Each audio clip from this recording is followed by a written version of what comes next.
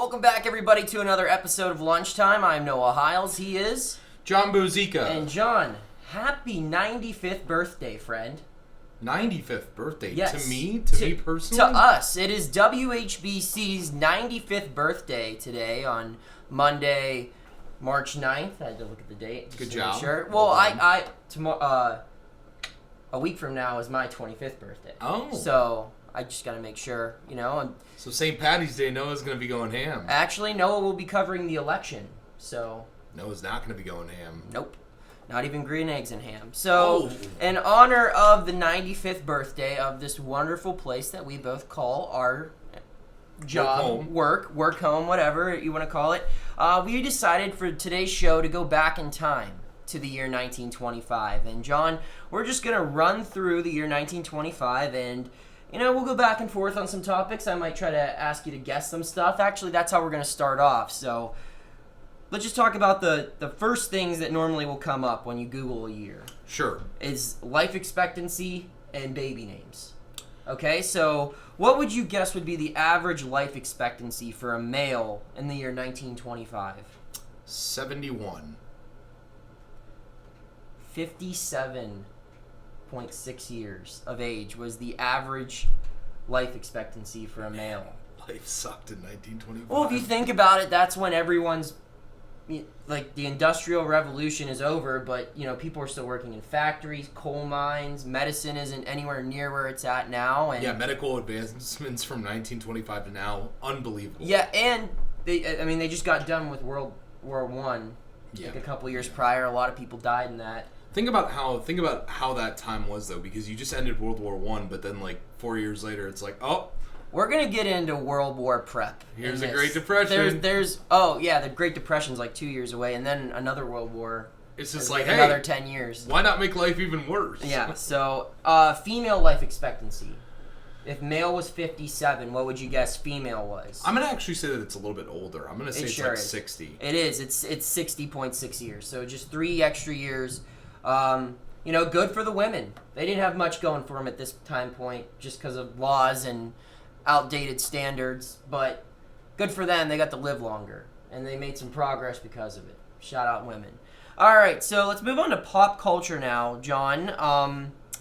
The number one book in the year 1925 is actually an American classic today, The Great Gatsby. Have you ever read The Great Gatsby? Yeah, I have. F. Scott Fitzgerald. Yes. It's a fantastic read. It's pretty good. I think I read it my senior year of high school. It was one of those ones where earlier on in high school we had the choice to read that or something else, and I think it was that or To Kill a Mockingbird. And I read To Kill a Mockingbird. It's a good choice. I mean, those are, that's, you can't really go wrong with either one. But then my senior year, we had to, like, pick another book to just, you know, do a report on or just something. Just to read? Yeah, just to read. And I was like, you know, this looks good. I think also that's the year they made the movie. It probably, yeah. And I was just kind of like, you know, I probably should learn a little bit about this before I go see the movie. Walked around everybody calling everyone Old Sport. Old Sport, yeah. R.I.P. Leo.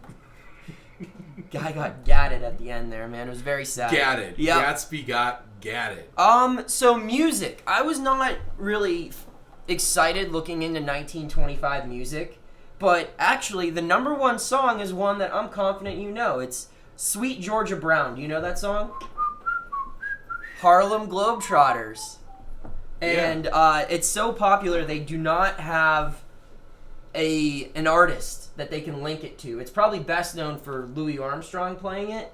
That's when I looked it up. That's all the videos of like him playing it, or a lot of people give him credit. I mean, that was right at the height of like jazz. Yeah, jazz, and like I think that was post ragtime. I want to say. I know ragtime was probably a thing then too. And this is like swing dancing. Yeah, Scott Joplin. You know Scott Joplin? Nope. No.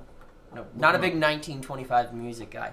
And then, do you know Tea for Two by Marion Harris? Yeah, Tea for two and two for tea, me and you and me. Sure. Yeah, I know the song. Okay, well, that was the other, those were the top two songs in 1925. Don't ask how I know that. Okay, celebrity. Could you guess the biggest, did you already look? No, I didn't. All right, the biggest celebrity. And I would contest this, but Charlie Chaplin. It is Charlie Chaplin. I would contest that Babe Ruth, probably. No, Charlie Chaplin. I'm saying in terms of like celebrity status, In like 2 not. In 2 years, Babe Ruth probably surpassed him. Possibly. I'm saying in terms of of a movie star. If you're talking about a star at the time, he's number one. I mean, Babe Ruth, probably the biggest athletic star of the time. Yeah. But not Bronco Nagurski. No, not Bronco Nagurski. Was Jim Thorpe 1927 is when he would have been? Was he in Canton right now in 1925? Contemporary, yeah. I mean, when did the Bulldogs start playing? Put me on the spot there. 19 teens. Gosh, I don't want to get that wrong. Prior to 1920, though, right? I mean, I know they played earlier than that. Yeah, I mean, I know they were around. For a while. You know, people were. What's that field? Lehman. Is that Lehman right? Stadium. Lehman Stadium. Yeah, they're probably running the old wing tee in 1925, and while WHBC was covering those games, history was made, John, as Calvin Coolidge was the first sworn in for a full term as president of the United States over the radio. They broadcasted his inauguration over the radio for the first time. So they were part of the Ohio League. I just want to get this out there. They were part of the Ohio League from 1903 to 1919. They had a couple years where they were off, but then they were in the National Football League from 1920 to 27. So they were in the NFL. There we go, in 1925. Who was the NFL champion in 1925? Do you see that? I will look it up. You continue with your discussion of Calvin Coolidge. Calvin Coolidge was sworn in over the radio, broadcasted nationwide. That's probably the biggest political news. So, John, what we're going to get to now after politics, and this is going to probably be my favorite part of the show, or hot takes made in 1925. Something that we love to do on Twitter now, especially in the sports world, is freezing cold takes. You see someone make a prediction, it goes incredibly wrong. You get to look back and laugh at it in a couple years. So here are some freezing cold takes from 1925. The first one was an article published in the New York Times saying that crossword puzzles were a fad people would quickly grow tired of. Yeah, that did not pay out well.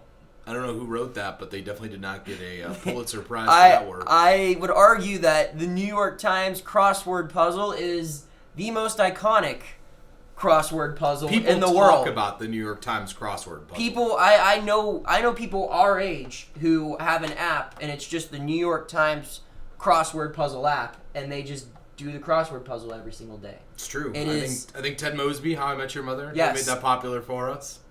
So thanks, Ted. There we go. Shout out Ted and that whole show. Ryder. All right. The second one, this is my personal favorite. The second cold take, we have the U.S. government has held a stockpile of 1 billion cubic meters of helium in Amarillo, Texas, and this is due to fear that World War I, if another world war would come out and blimp warfare would be the main point of attack, we would have all the helium. So in preparation for blimp warfare, which I'm not sure was ever a thing to begin with, that's what we were spending our resources on. Well, let's just think 12 years later we had the Hindenburg disaster. Yes. So, that kind of ended poorly. That thought of that, we saw that. We said, you know what? Probably shouldn't fly this around bombs. You know what? Yeah. I'm sure somewhere they were like, what would be great is going in with a blimp and dropping a bomb from a blimp. But then the blimp explodes and you're like, no can do anymore. You know what? Planes probably more efficient. Planes with guns. Let's stick with planes with guns. They won us the First World War. Let's just stick with what we know best. Clearly scientific advances at this point. Not realizing that helium mixed with some of the other chemicals in that scenario. Could you imagine the people working at that helium plant just were like, more helium? And then, once they found out that blimp warfare wasn't a good option, which they should have realized, immediately. The sale, every event in Amarillo, Texas, for the next decade, just had the most balloons. The balloon industry had to have been booming in Amarillo, Texas, in the 1930s because they just had all the helium. It's the only thing they had to do down there. Yeah, just have this excess helium back here, and we don't know what to do with it.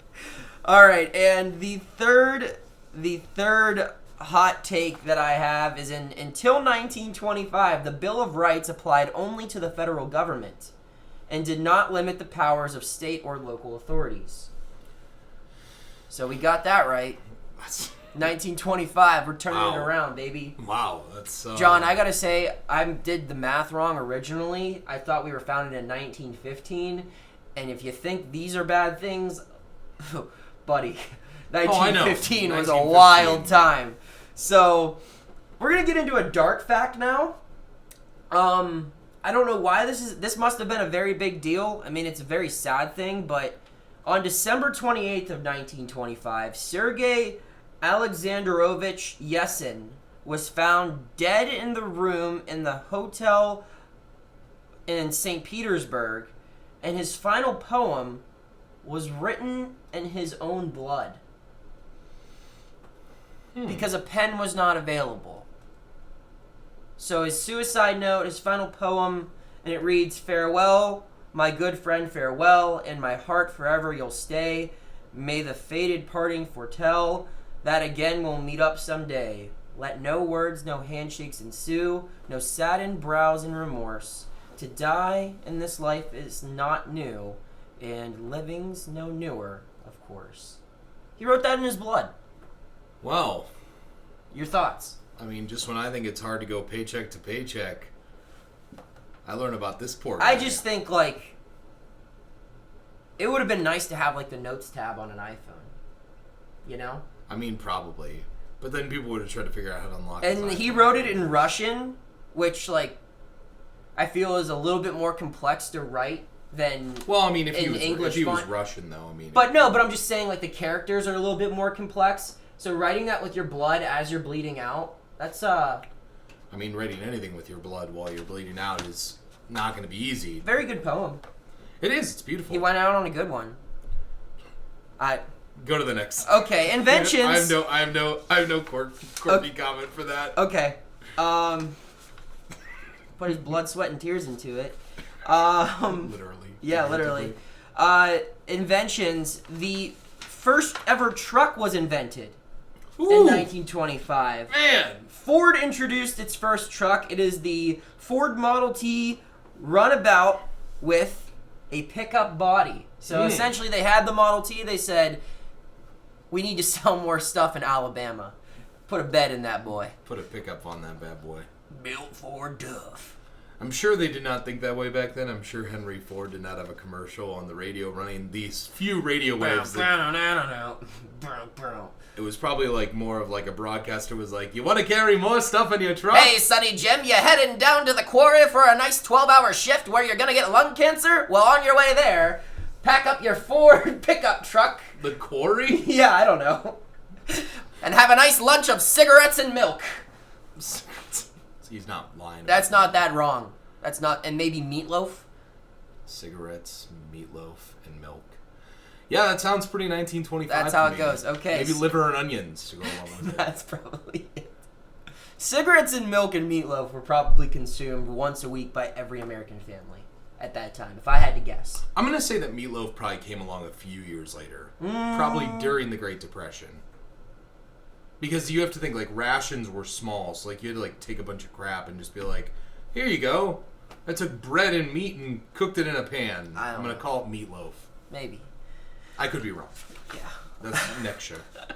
So do you have the NFL champion in 1925? I don't. I saw that somebody from Chicago was good that year. Probably the Chicago Bears. It wasn't the Bears. The Cardinals? It might have been. I don't know. I didn't feel like doing all the reading right now. Oh, yeah. God forbid, John. God forbid I put any work into an episode. God forbid you simply look up one answer to a question I had. The Chicago Cardinals. The Chicago Cardinals, my second guess. NFL champions. Other sports... Well, yeah, they winning their first championship in 1925. Other sports champions. Care to guess who won the World Series in 1925? The Yankees. Nope. The Pittsburgh Pirates. Oh. Beat Walter Johnson in the Washington Senators in 7 games. Would that have been when one Honus Wagner was? No, it was not. He was the manager of the team, I believe. Oh. But they had guys, I believe, Pie Traynor, the Wayner brothers, big Paul and Lloyd Wayner, Big Poison and Little Poison, and were on that team. And yeah, they beat Walter Johnson, who's like renowned as one of the best pitchers of all time. Sure. All right. Stanley Cup champions. Any guess? It's probably a team that doesn't exist anymore. Sure is. I don't know who this could be. Gosh, I'm trying to think. I feel like I should know this. Senators now? I have no... Is it Ottawa? Whoever Ottawa would have been? It's the Victoria Cougars. Victoria. I mean, that's definitely Canada somewhere, I'm guessing. Okay, John, continuing on, U.S. Open Golf champion.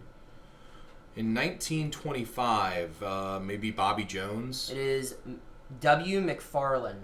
W. McFarlane. Not sure who that would be. U.S. Tennis. We'll just go with Wimbledon. Who was the Wimbledon champ in 1925? Yeah. Gosh, I have no idea. Rennie Lacoste is the guy. You think that has any semblance to Could the be. I mean, obviously connection? Lacoste has become a big part of... Suzanne Lenglen. Is that a name I should know? I don't think so. Okay, well, she Maybe was if the you're woman. a big tennis fan, you should. All right. Rounding it up, NCAA football champions. Got any guesses? In 1925? Yes. One of these two, I mean, they never really stopped. So 1925, they never really stopped. I don't know, maybe like Michigan back then? Alabama and Dartmouth were co-champions in 1925. And just somewhere in Alabama, a guy driving his new Ford pickup is just going, "We need a playoff!" Roll Tide. War Eagle. Kentucky Derby winner. Interesting name here. Flying Ebony. Let's say that was a few years, it was a handful of years before War Admiral won the Triple Crown. Just saying. Probably. Boston Marathon winner, Charles Meller time. Charles Meller, and his time was 2 hours and 33 minutes. God, I'm stupid. For reference, the winner of last year's Boston Marathon, Lawrence Chirono of Kenya, ran it in 2 hours, 7 minutes, and 59 seconds. So, shaved 22 minutes off, or more than 22, 25 minutes off in 100 years, 95 years. Got that going for him. So there you go. Nice. Bam.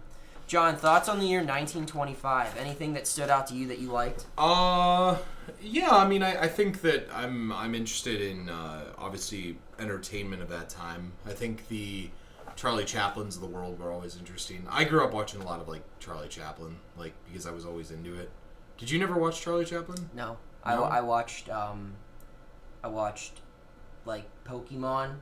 I mean, Star I watched Wars, those too, but, like, I also watched Charlie Chaplin. And, like, and the Marx baseball. Brothers and, like, those things, like, from the 20s, because it's, like, good comedy. No, actually, that stuff kind of scared me.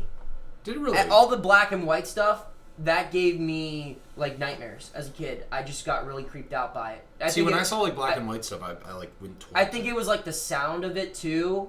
It was just... And I think it's because I saw the movie Freak Show, or Freaks, or something. You know what I'm talking about? It's, like, one of the scariest movies of all time. Look it up. It's called Freaks, or Freak Show. They get literal, like, people with physical deformities, and they, like, chase a lady in the woods. The scene where Sid's toys chased after Woody in Toy Story, that's what that's based off of. Scariest scene of any movie of all time. No, but it made me afraid of black and white movies. I'm giving you a hard time. Okay. Yeah, I mean, I guess the only thing I would say is that I'm John, what would you do in 1925? Would you still try to be in the radio business, or would you have a different job?